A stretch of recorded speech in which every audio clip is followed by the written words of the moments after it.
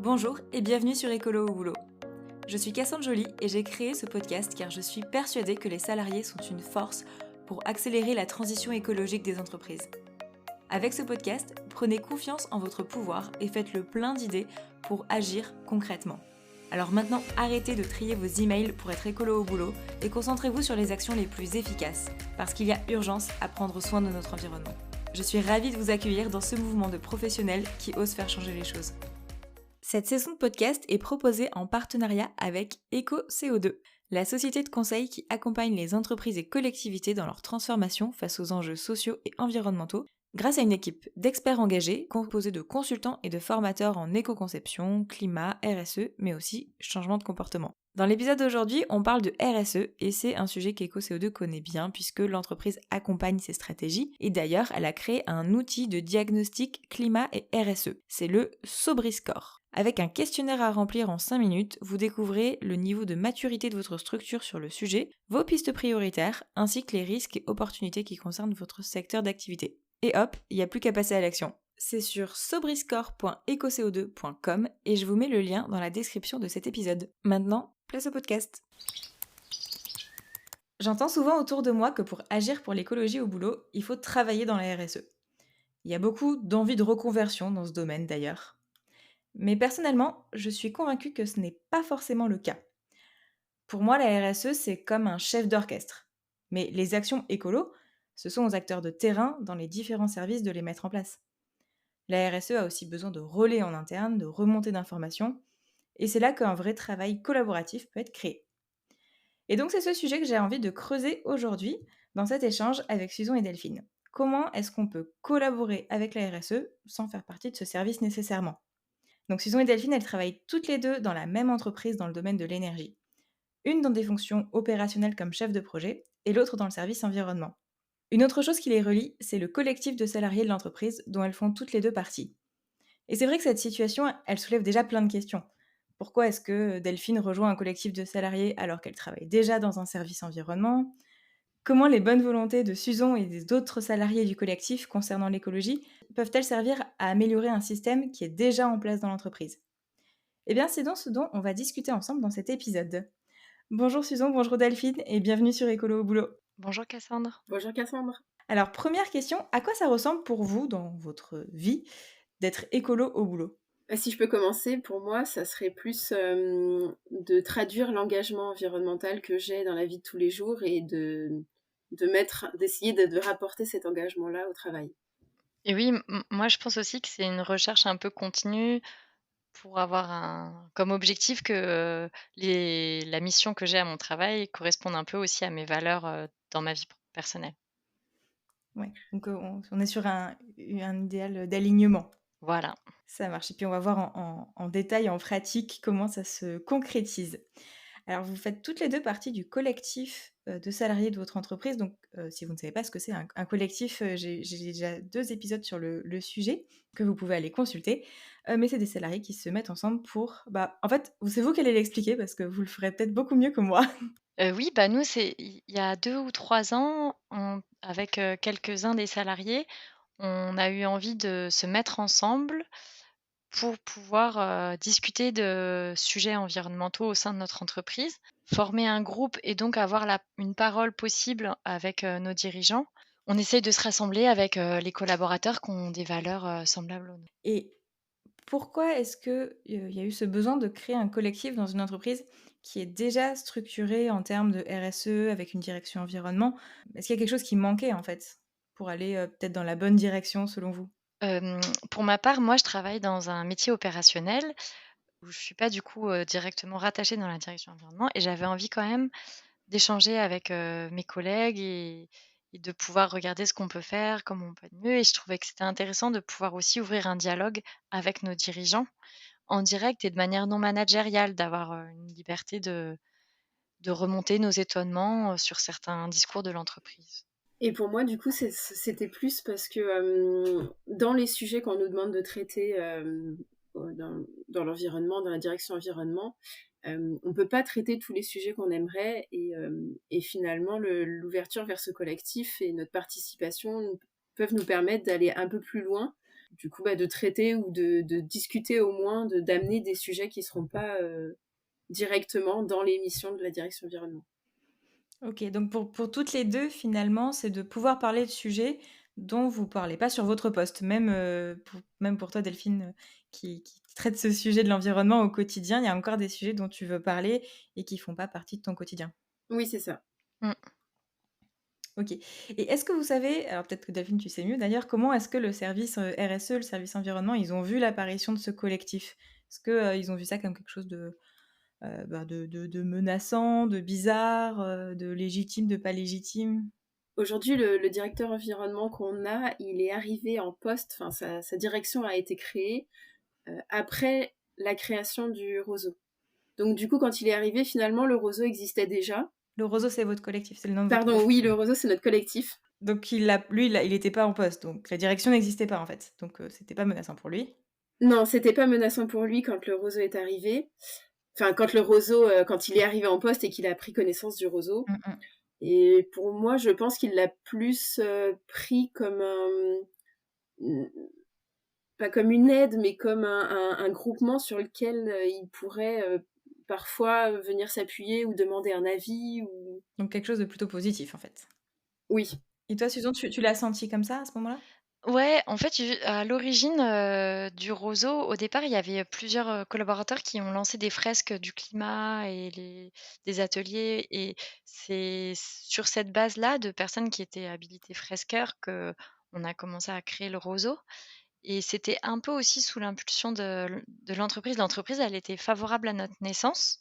Après, il y a quand même des fois où on remonte des étonnements, notamment on a provoqué une rencontre avec la direction suite à un discours, auprès de l'ensemble des collaborateurs sur lequel il y avait certaines paroles qui ont été portées par l'entreprise, sur lequel on avait envie de remonter un étonnement des salariés, et effectivement, du coup, ils ont vu qu'on ils peuvent s'appuyer sur nous, mais on est aussi capable de remonter des points sur lesquels on n'est pas forcément 100 en phase avec la direction.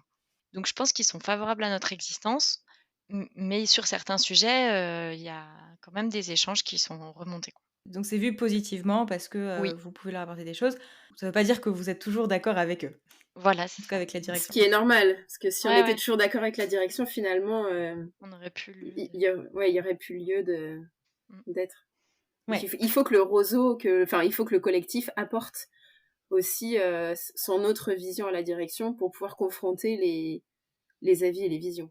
Mmh mh. Ouais. Pour peut-être, commencer à parler de comment est-ce que, le Roseau se positionne par rapport aux directions RSE et environnement, je me dis que ça serait peut-être bien de se faire un rappel de, en fait, ces services-là, quelles sont leurs missions, quelles sont leurs priorités, en tout cas peut-être dans vous, votre, vécu, et est-ce que, finalement tout ce qui est, éco-responsabilité, c'est la chasse gardée de ces services-là, ou est-ce que c'est quelque chose qui peut être, ouvert et partagé? Du coup, si je peux présenter déjà les missions un peu de la direction environnement. Aujourd'hui, notre direction a écrit une politique environnement. Elle est basée sur 3 axes, et donc ça va être les 3 axes prioritaires d'action.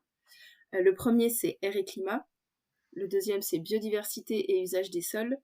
Et le troisième, c'est économie circulaire et sobriété. Ces axes-là ont été choisis par rapport aux impacts de notre entreprise, les impacts les plus conséquents sur l'environnement. OK, donc est-ce que ça veut, enfin, parce que c'est quand même très, très large ces thématiques-là, je veux dire, Oui, air et climat, déjà à partir de là, on peut presque tout traiter. oui, c'est assez large, mais du coup, c'est moins large quand on voit l'activité de notre entreprise. Mmh mh. On se recentre vraiment sur l'activité précise de notre entreprise.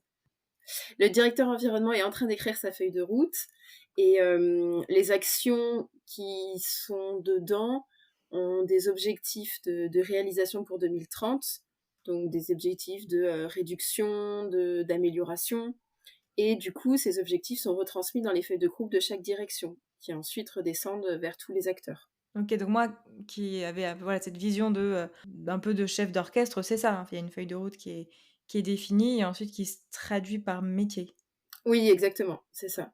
Et du coup, pour en revenir aussi à ta question sur l'éco-responsabilité, est-elle la chasse gardée de la direction environnement? Non, la direction environnement est un chef d'orchestre, comme on vient de le dire, mais c'est pas une chasse gardée. On a d'autres directions, par exemple la direction innovation qui peut aussi mener des projets environnement. Et en fait, on a chaque direction, et notamment les directions plutôt terrain, qui vont pouvoir mettre en place des solutions environnementales et essayer de les promouvoir, de les montrer, etc. OK, donc ça va un peu dans les 2 sens, c'est-à-dire que, toi, ta direction, elle a sa feuille de route, elle a ses objectifs et elle va proposer à chaque métier de les décliner, mais chaque service peut aussi, ben, avoir de bonnes idées, même si c'est pas, tout à fait aligné avec la feuille de route et mener des actions pour l'environnement. Tout à fait. Du coup, chez vous, comment est-ce que, quand on est salarié, on peut s'impliquer dans l'écologie quand on ne fait pas partie d'une direction, RSE ou environnement? Moi, si je peux juste raconter mon parcours, au départ, je suis chef de projet, mais c'est pas moi qui choisis les projets qui me sont affectés et donc je peux, travailler sur des projets qui sont plus ou moins en phase avec certaines de mes valeurs et c'est pour ça aussi que je trouvais que c'était intéressant de rejoindre le collectif pour pouvoir, discuter de ces choses-là et de pouvoir faire des propositions. Parce que dans mon quotidien, ce qui est attendu de moi, c'est de mettre en œuvre les projets, conformément à la politique de l'entreprise. Donc je trouve que c'est intéressant d'avoir cette double casquette en répondant à nos exigences et en déroulant des projets et en ayant quand même cet œil-là qui permet de remonter, des sujets terrain, des sujets techniques et de pouvoir voir comment on peut les faire avancer en parallèle. D'ailleurs, comme tu dis qu'il y a des projets qui sont plus ou moins alignés, à tes valeurs, c'est un débat parfois que les personnes ont, est-ce qu'il faut, travailler que dans des projets vertueux ou est-ce que, c'est intéressant aussi de travailler dans des projets qui sont moins vertueux, mais parce que justement, comme on a, des convictions fortes, on va essayer d'améliorer la situation? Moi, je trouve que c'est intéressant d'avoir tout type de projet. Il y a des projets où, on sait que ça va dans le bon sens, mais c'est très difficile de les faire avancer. Donc il y a des fois, ça peut créer de la frustration aussi. Et il y a des projets qui ont rien à voir, notamment, par exemple, sur la sécurité, la sûreté, c'est des choses qui sont essentielles à l'entreprise. Et en fait, ce qui est intéressant, c'est de voir que même en réfléchissant sur des objectifs de sécurité et sûreté, avoir quand même un regard, avec une exigence environnementale, on peut apporter du coup des innovations, des sujets, on peut quand même améliorer même des sujets qui sont pas, uniquement des sujets environnementaux et du coup, ça peut avoir de la valeur. Moi, je trouve qu'effectivement, c'est intéressant d'apporter, ce regard-là sur, tout type de tâches de l'entreprise. Est-ce que la légitimité, c'est un problème pour toi quand justement, tu veux faire remonter des choses ou que tu as une idée d'amélioration? C'est-à-dire que parfois, j'ai échangé avec des salariés qui disent que, ben, voilà, l'écologie, ça les intéresse, ils se sont intéressés à plein de sujets, perso, ils ont fait des fresques et cetera. Mais, ils se sentent pas forcément complètement formés et du coup, pas forcément complètement légitimes pour, challenger leur entreprise ou faire remonter des choses. En fait, c'est pas toujours facile de savoir si, une solution qui nous paraît, plus écologique, par exemple, elle l'est vraiment. Est-ce que toi, tu as cette sensation des fois?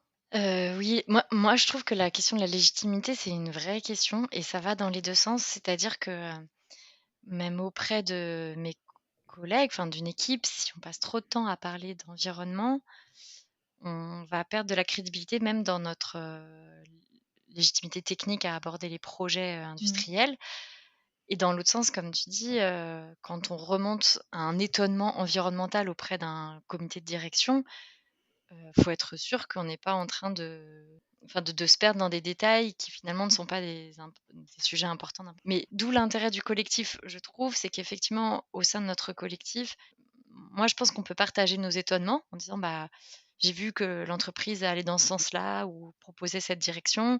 Je suis étonnée, de par ma vision, j'ai envie qu'on en discute. Je regarde s'il y a d'autres personnes qui ont le même ressenti que moi, si on peut creuser le sujet et après si jamais on sent que c'est quelque chose qui est porté par un groupement de personnes, ça vaut peut-être le coup juste de, voilà, de remonter en disant: «Bah, voilà, nous, ça nous a étonnés» et je trouve que des fois, quand on remonte à l'entreprise sans dire: «On est des experts, on sait que c'est pas comme ça qu'il faut faire», je trouve qu'on est légitime à dire: «Ça nous étonne» et certains salariés, voilà, dire à notre comité de direction: «Je ne sais pas si vous êtes au courant, mais il y a quand même plusieurs salariés dans l'entreprise qui sont étonnés, qui ont besoin de plus d'informations pour comprendre pourquoi on a pris cette décision» et cetera.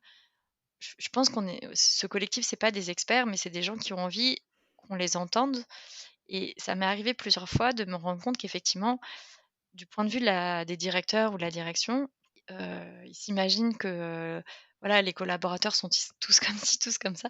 Je trouve que c'est bien quand même qu'ils entendent une voix différente que celle qu'ils auraient pu imaginer, et comme les choses, elles changent beaucoup, c'est important qu'ils entendent qu'effectivement, bah, il y a une population au sein de l'entreprise qui se pose ces questions-là.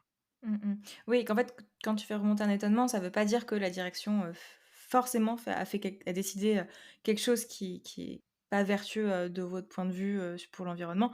Parfois, c'est juste que vous comprenez pas pourquoi, peut-être qu'il y a une très bonne raison, Oui, derrière. oui, Et du coup, c'est vrai qu'avoir cette posture-là, qui n'est pas, «Je pense que vous avez faux sur toute la ligne, mais je m'étonne de ce sujet, est-ce qu'on peut en discuter?»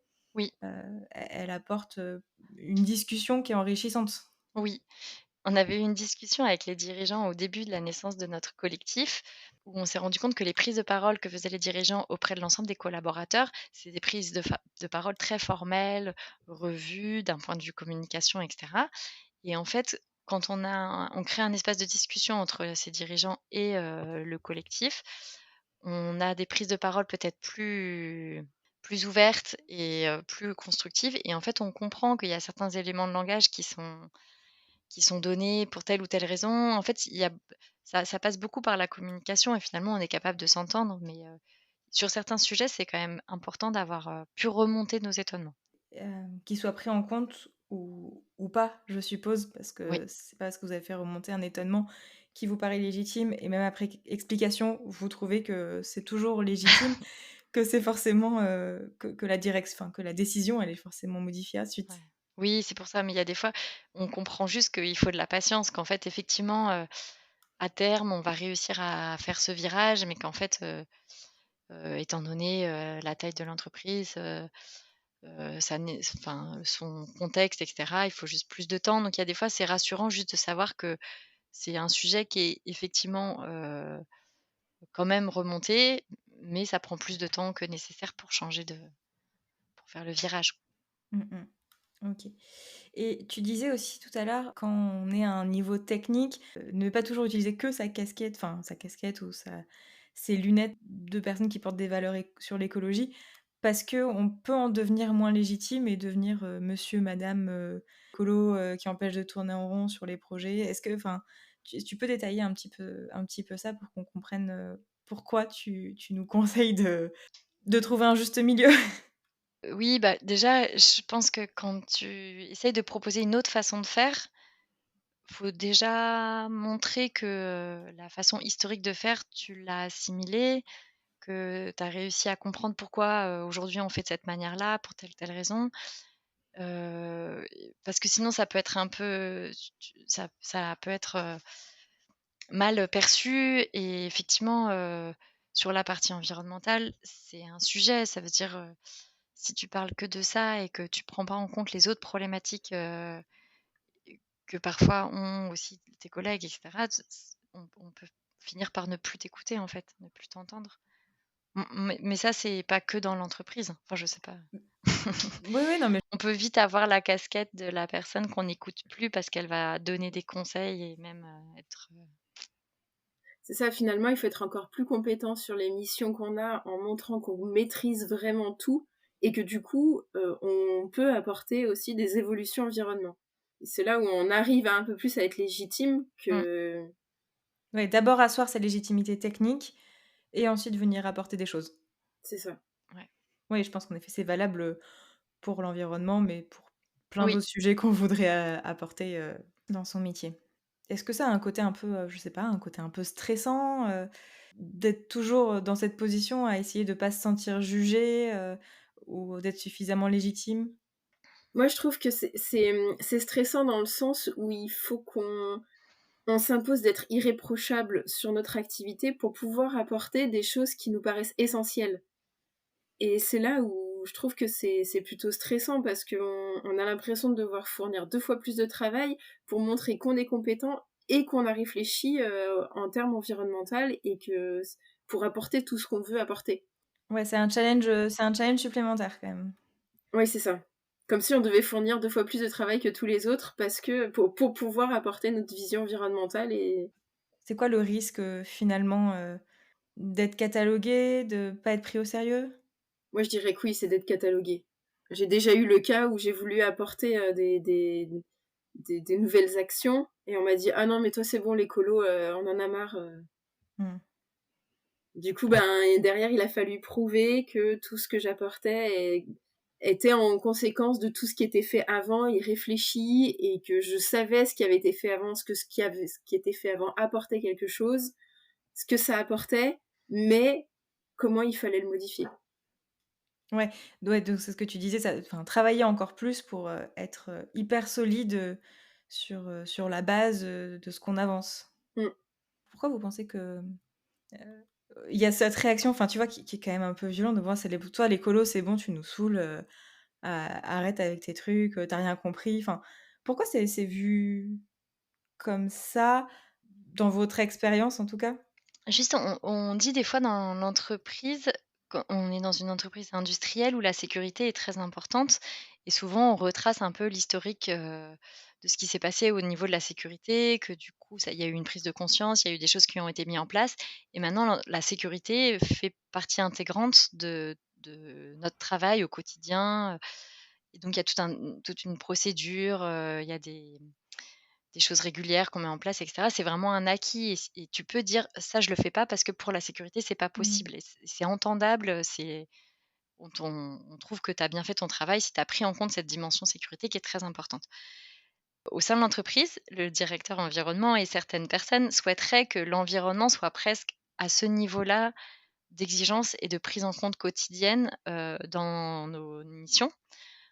On pourrait s'attendre à ce qu'une personne dise: «Non, ça je le fais pas parce que d'un point de vue environnemental, je pense que c'est pas ça qu'il faut faire, donc c'est un argument, je le fais». Aujourd'hui, c'est pas le cas pour l'ensemble des collaborateurs et c'est pas, au même niveau entendable. Ça pourra peut-être l'être un jour, mais Peut-être que aujourd'hui ça le sera. Est-ce que c'est parce qu'on manque de bah, justement d'une culture commune et dans voilà, dans les entreprises industrielles, il y a une grosse culture de la sécurité en effet, qui s'est construite au fil oui. des années où en gros on sait exactement, ça c'est oui, ça c'est non. Est-ce que c'est peut-être parce qu'il manque, cette base commune d'évidence sur, quand on parle d'environnement ça c'est oui, ça c'est non? Oui, j'allais dire, oui, je pense que c'est ça, et en fait, on est aussi capable de du coup, vu qu'on n'a pas ce socle, on n'a pas travaillé ce socle, dès la base, comme la sécurité, et que, en sécurité, c'est la vie humaine, qui est tout de suite, immédiatement impactée. En environnement, les gens n'arrivent pas à se projeter en disant: «Bah oui, la vie humaine est impactée», mais c'est pas immédiat, c'est dans Ouais. plusieurs années et du coup, c'est ce rapport-là qui a du mal à être fait et c'est pour ça que, moi, je vais parler, financièrement. On arrive à mettre plein de sous sur, les actes sécurité, pour la protection de l'humain, mais on n'arrive pas à mettre autant sur la protection de l'environnement. Mmh et pourtant en effet, il y a la protection de l'humain derrière, c'est juste que c'est indirect. Exactement, c'est ça. Donc vaste sujet que de construire une culture environnementale aussi solide qu'une culture sécurité. Ce serait l'ambition en tout cas, à atteindre pour que, hem, on ait plus ce problème de légitimité en tout cas à dire, heu: «Bah non, ça pour l'environnement, c'est pas une bonne solution» et qu'on nous dise pas: «Mais toi tu nous casses les pieds» parce que Ouais. personne ne dirait ça sur la sécurité aujourd'hui. Je trouve qu'il y a beaucoup de choses qui ont changé quand même depuis 3 ans. Je me rappelle, il y a 3 ans, il y a des conférences qui étaient données au sein pour les collaborateurs et certaines personnes, réagissaient en disant: «Oh bah, c'est le début d'une prise de conscience» et c'était Mmh. en 2022 quoi. J'étais: «Mais quoi le début d'une prise de conscience?» Et aujourd'hui, je pense on n'est plus à ça. Je pense qu'on pourrait pas entendre un collaborateur dire, «Ah tiens, je viens de prendre conscience que peut-être, certaines actions que je fais au sein de l'entreprise pourraient avoir des conséquences, environnementales». Je pense qu'on a quand même beaucoup avancé, mais on n'est pas tous, sur les mêmes convictions, personnelles. Non et je trouve que c'est encore aussi trop basé sur, le respect réglementaire. S'il y a des actions qu'on met en place aujourd'hui obligatoirement, régulièrement, c'est parce qu'elles sont soumises à une exigence réglementaire forte et du coup, ça se met en ordre de bataille mais Ouais, s'il y a pas d'obligation, il y a pas forcément la volonté derrière. Mmh. C'est ça, il y a pas la volonté et ça a encore du mal à changer. Moi, je trouve qu'il y a encore un peu de problème pour changer, ouais. Mais c'est vrai que de mon côté, je m'efforce à faire en sorte que l'environnement monte au niveau de la sécurité et notamment dans les communications, mais ça reste compliqué. OK, bah, faut espérer que ça ça s'améliore, suite à la prise de conscience d'il y a 2 ans. Oui, on va y arriver. On va revenir peut-être un petit peu sur le collectif. Donc, a avant d'ouvrir cette grande parenthèse sur la légitimité et hisser, l'environnement au même niveau, que la sécurité, on parlait de comment est-ce qu'on peut s'impliquer pour l'écologie quand on ne fait pas partie des directions. Vous avez cité le collectif, donc qui est une façon d'aller sans se faire passer pour un expert, d'aller poser des questions, d'aller ouvrir un dialogue. Hem, En quoi c'est différent d'opportunités que peut-être l'entreprise peut offrir? Je sais pas, je pense à justement des prises de parole devant les salariés où on peut poser des questions. Des fois, il y a des boîtes à idées, des groupes d'échange, voilà, en quoi le collectif, c'est différent de tout ce qu'on peut trouver en entreprise qui existe sûrement chez vous? Moi, j'ai saisi toutes les opportunités qui m'étaient offertes pour parler de ces sujets-là. Au sein de l'entreprise, on a encouragé aussi à faire de l'innovation, donc il y a certaines idées que j'avais, que j'ai déposées, comme innovation, que j'essaie de porter, que j'essaie de rassembler des équipes autour de ça pour essayer de faire avancer des choses. Mais je trouve qu'au sein du collectif, ce qui est sympa, c'est que au delà du fait de pouvoir justement se mettre en commun pour, ouvrir un dialogue avec la direction, il y a aussi les rapports qu'on a entre nous. Ça nous permet de rencontrer des collaborateurs avec qui on partage les mêmes valeurs et il y a des fois rien que ça, c'est déjà suffisant pour faire partie d'un collectif. De savoir que voilà, il y a d'autres personnes qui peuvent avoir, aussi, int intercepté des communications comme étant, surprenantes, étonnantes, pas forcément conformes à nos valeurs et cetera. Moi je trouve que voilà, se rassembler et pouvoir échanger ensemble, ça a déjà ça répond déjà à un de mes besoins à moi. Ouais, de se sentir moins seul, Ouais. de ce que j'entends. Oui. Oui, je suis d'accord. Oui, oui. Et même toi, Delphine, parce qu'on pourrait se dire, ben, je sais pas, tes collègues dans ta direction environnement, ils doivent être tous convaincus. Ouh là! Non, mais en fait, c'est ce que je trouve terrible, mais c'est pas parce que les gens travaillent à l'environnement qu'ils sont convaincus et des fois et c'est un message que j'arrête pas de passer, c'est que, on en travaillant à l'environnement, on a une certaine, tenue, enfin une certaine rigueur à avoir et du coup, alors la majorité des collègues sont quand même assez convaincus, mais on en retrouve encore qui le sont pas du tout et qui ont un bilan, carbone catastrophique, mais qu'on essaye de pousser en disant: «Ben, on travaille à l'environnement, donc c'est vous, les premiers à montrer l'exemple». Oui, donc sûrement que ça, c'est quelque chose qu'on retrouve dans chaque service, chaque direction derrière. Oui, C'est la diversité de l'être humain et des gens qu'on peut trouver en entreprise. tout à fait. Et est-ce qu'il y a des freins, au contraire, dans le collectif, dans son action pour l'entreprise? Pour moi, le collectif, c'est une opportunité. Après, à toi de voir ce que tu en fais. Je pense que, pour l'instant, par exemple, moi, je trouve qu'il y a un frein, c'est qu'on est, dans de l'entre-soi. C'est-à-dire Mmh. que font partie du collectif les personnes qui, partagent des mêmes idées, potentiellement, sur des profils, de postes un peu semblables. Enfin, on a du mal à être représentatif de l'ensemble des collaborateurs de l'entreprise. Donc, en parlant avec des gens déjà convaincus, ben, tu fais pas avancer grand-chose.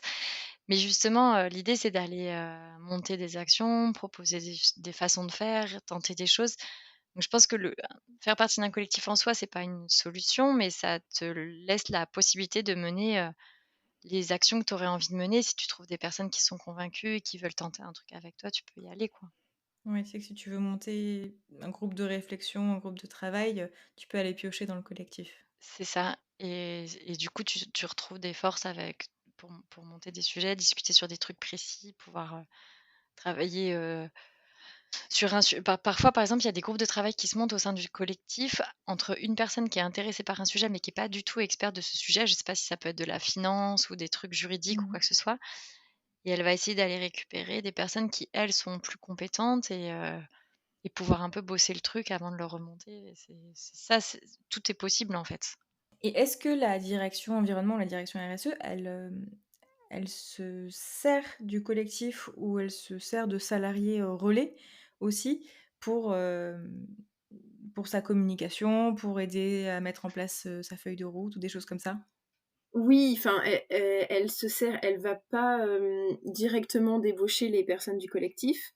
Par contre, effectivement, moi, le fait d'être intégrée dans ce collectif, je peux, être au courant de projets, d'actions qui sont mises en place et pouvoir les remonter à la direction pour essayer de les faire connaître ou, pour essayer oui, de les faire connaître, en fait, de voir si on peut aussi avancer également dessus, d'une autre manière. Ouais, toi tu joues le rôle de passeuse aussi, entre le C'est collectif et ta oui, direction. c'est un peu ça, oui.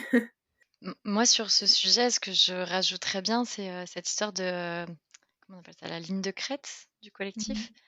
Je trouve que c'est intéressant qu'on puisse dialoguer avec, les directions. Je trouve que c'est intéressant qu'ils puissent qu'ils pour qu'ils s'appuient sur nous, sur certains sujets pour avoir notre, réaction. Par exemple, quand avant d'écrire une politique RSE, parfois on peut avoir le document pour, essayer de savoir, ce qu'on en pense et cetera. Je trouve juste qu'il y a un juste milieu parce que sur certains sujets, officiels, de portage managérial et cetera, je pense que ça doit être, géré par l'entreprise directement avec, sur des missions, officielles de l'entreprise. Le collectif reste un collectif non managérial pour des personnes volontaires et je pense qu'il y a juste juste ce milieu à rester vigilant. C'est-à-dire que il peut y avoir la tentation de vous filer un peu de boulot, de relire un truc, donner votre avis sur quelque chose, de participer à un gros travail alors que ça reste, pas votre job à la base.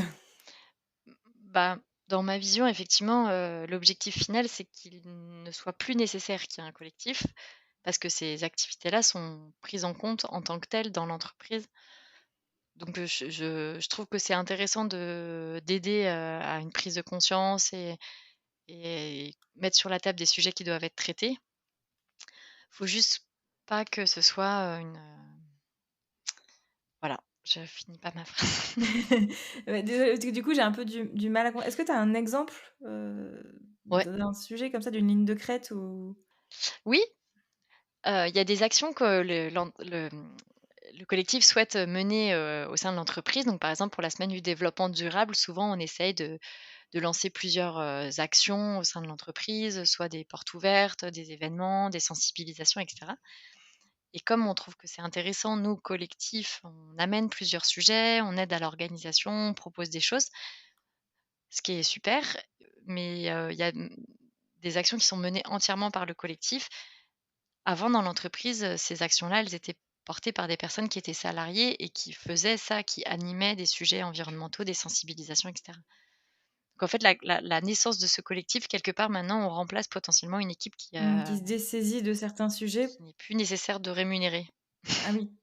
Oui, d'accord, des sujets qui étaient pris en charge par des salariés, finalement ont été, délégués, officieusement, je suppose, au collectif, qui se retrouve avec cette charge-là.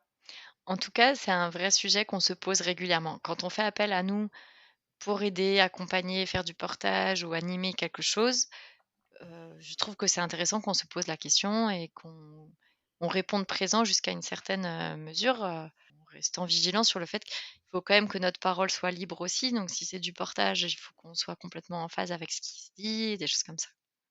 Et c'est vrai que pardon, enfin, cette problématique, moi je la ressens aussi parce qu'avant on avait, une vraie, une vraie équipe QSE et donc environnement. Aujourd'hui, il y a une restructuration dans l'entreprise qui fait que ces équipes-là ont disparu, ont été un peu dispatchées de partout et finalement, ceux qui s'occupaient de ces sujets-là avant, aujourd'hui, ils les ont plus dans leur mission, dans leur et du coup, ben, c'est finalement, c'est tombé un peu dans un trou perdu et effectivement, ça peut retomber sur le collectif. Mmh mh. Oui, parce que vous avez aucune, valorisation de vos participations au collectif, c'est-à-dire pas de temps dédié, Non, pas ça fait pas partie de vos missions, enfin tout non. ça c'est vraiment, volontaire et Oui, bénévole de Oui, votre part, quoi. oui. Mmh mh. Et en même temps, c'est toute la difficulté, c'est-à-dire que si ça l'était pas, il y aurait plus cette liberté de parole ou ce système non managérial qui fait que vous vous trouvez aussi libre dans le oui, collectif. tout à fait. Ça Tout à fait. rejoint, un équilibre qu'on remet en question des fois. Mais c'est aussi qu'on a une direction environnement, en fait, où on a un directeur, mais il a personne sous son management. Et toutes les personnes qu'il fait travailler, il va les chercher dans toutes les autres directions. Du coup, la ligne de crête dont tu parlais, Susan, tout à l'heure, ça peut être aussi le fait qu'il finalement il arrive à trouver dans le collectif des personnes qui ont la sensibilité environnement et dont il aurait besoin. Il devrait leur demander ces missions-là hors du Du collectif. collectif. Le Oui, collectif serait un mode de connaissance. c'est ça. Lui Mmh. permettrait de connaître les personnes engagées et qui ont des sujets très intéressants à porter, mais du coup les solliciter hors collectif. Mmh. Et du coup, si je reviens à notre, question, qui est un peu cœur de l'épisode, comment est-ce qu'on peut collaborer avec son service environnement, son service RSE? Enfin, en gros, quand c'est pas notre métier, comment est-ce qu'on peut faire, heu, pour, aider l'entreprise à avancer? Hem, je vais essayer de récapituler un peu tout ce qu'on s'est dit. Donc il y a clairement, collectif ou pas collectif, mais le fait de remonter, ne serait-ce que ça, remonter des étonnements, poser des questions, essayer de comprendre ce qui se passe dans l'entreprise. Heu, donc il y a cette partie-là. Il y a tout ce qu'on peut faire dans son propre métier qui peut contribuer, même si ça fait pas partie de la feuille de route. Si c'est le cas, est-ce que c'est important de le faire remonter quand même? Oui, oui, s'il y a des actions qui sont menées en environnement hors de la feuille de route, c'est très intéressant de les faire remonter pour qu'elles puissent être ensuite partagées avec toute l'entreprise. Et comme disait Susan tout à l'heure, on a pour ça des challenges innovation pour pouvoir proposer toutes ces actions hors de feuille de route. Mmh mh. OK. Et il y a un peu une troisième voie qui est globalement de se faire connaître auprès des personnes qui gèrent ces sujets comme étant, ben, voilà, une personne convaincue, une personne ressource qui peut être utilisée le jour où il y a besoin dans son service. C'est ça. Est-ce que vous voyez d'autres manières de faire ça dans l'entreprise? Non, moi, je trouve que tu as bien résumé, je trouve que tu peux avancer avec, ton tes activités, quotidiennes, avoir ce regard-là, te reposer des questions. Si on fait ça si on fait de cette manière-là depuis 30 ans, bah, peut-être qu'aujourd'hui on peut faire de manière différente et cetera. Donc ça, c'est avec ton quotidien sur ta partie un peu, technique dans ton poste. Et je trouve qu'aller chercher, d'autres collègues, d'autres directions métiers, se questionner et ça te permet aussi de te questionner sur des sujets dont tu es pas du tout, qui sont en dehors de ton domaine, de compétences, ça te permet de t'ouvrir sur d'autres choses et de comprendre aussi qu'une entreprise, elle fonctionne avec, un équilibre sur plein de sujets et que le virage, il est pas du jour au lendemain et c'est normal, quoi. En tout cas, moi, c'est ça ce que je retiens. On n'a pas beaucoup parlé d'actions, on a fait ci, on a fait ça avec le collectif, même si vous les tu tu as commencé à le dire, vous avez mené des actions de sensibilisation sur la semaine du développement durable et cetera. Au final, le plus important et c'est ça qui mène aux actions derrière, c'est ces zones d'échange. Heu, ces espaces où on peut poser des questions, on peut échanger avec d'autres personnes qui ont d'autres compétences, Oui, pour, de manière, je sais pas comment dire ça, non agressive, oui. re-questionner des choses qui sont faites dans l'entreprise. Oui et c'est là, moi, je trouve, tout l'intérêt effectivement de faire en sorte de garder ce canal de discussion ouvert, de remonter, des étonnements, de remonter des points, il y a des sujets qui sont transverses à plusieurs entreprises, j'imagine. Des fois, on parle d'épargne salariale, des fois, on parle des modes de transport. Est-ce qu'on encourage, sur le logiciel d'entreprise, les salariés qui se déplacent en avion en France, bah, comment on peut faire en sorte que ce soit plus le cas? En tout cas, le collectif souhaite, remonter ce sujet pour qu'il soit traité ensuite côté des RH. Il y a plein de sujets qui sont pas forcément, en lien avec notre cœur de métier et c'est des sujets sur lesquels on sait que l'entreprise va réussir à se transformer. Nous, on aimerait bien que ça se transforme plus rapidement et du coup, on peut être disponible, en tout cas pour, essayer de faire avancer les choses, quoi. Eh ben, écoutez, je pense qu'on a fait le tour des questions. Est-ce que vous voulez essayer de, peut-être donner un dernier conseil, voilà, qui puisse, nous aider à conclure cet épisode? Je dirais même si vous avez une direction environnement, n'hésitez pas à monter un collectif et à vous battre pour l'environnement parce que c'est vraiment ce qu'il y a de plus important. Et moi, ce que j'aimerais dire, c'est que, j'ai, réfléchi plein de fois à savoir est-ce qu'il fallait que je change effectivement de métier et pour me rapprocher d'un métier, directement en phase avec, l'environnement ou en tout cas que ça serait ce cœur de métier-là. Et pour l'instant, mais c'est fragile, mais pour l'instant, Mmh. je trouve encore, de l'intérêt de faire le métier que je fais aujourd'hui et que j'aime bien dans l'ingénierie, en gardant, un regard, exigeant sur l'environnement et j'ai l'impression quand même de faire avancer l'entreprise, à la place qu'elle m'a donnée aujourd'hui. Mmh mh. En fait, c'est vrai que si toutes les personnes convaincues sont dans les directions environnement et RSE, bah, sur le terrain, après, c'est difficile de faire changer les choses. Ouais. Ouais, moi c'est vrai que j'ai fait une formation gestion et protection de la nature au départ c'était pour être écologue et quand j'ai trouvé le poste dans une entreprise comme la nôtre, je me suis posé beaucoup de questions et je me suis dit oui mais finalement où est-ce qu'il faut le plus travailler sur l'environnement? Est-ce que c'est être dans la nature pour se rendre compte ou est-ce que c'est travailler dans les entreprises pour les aider à développer leur prise en compte de l'environnement? Et du coup, ben, sur cette réflexion-là, je me suis dit, bah, travailler dans les entreprises pour essayer d'apporter un maximum de prise en compte de l'environnement dans tout ce que je ferais. Ouais. Bon, bah, top, on voit que il y a des approches différentes, mais de toute façon, il faut tout faire et il faut Ouais. du monde partout. Ça, c'est sûr.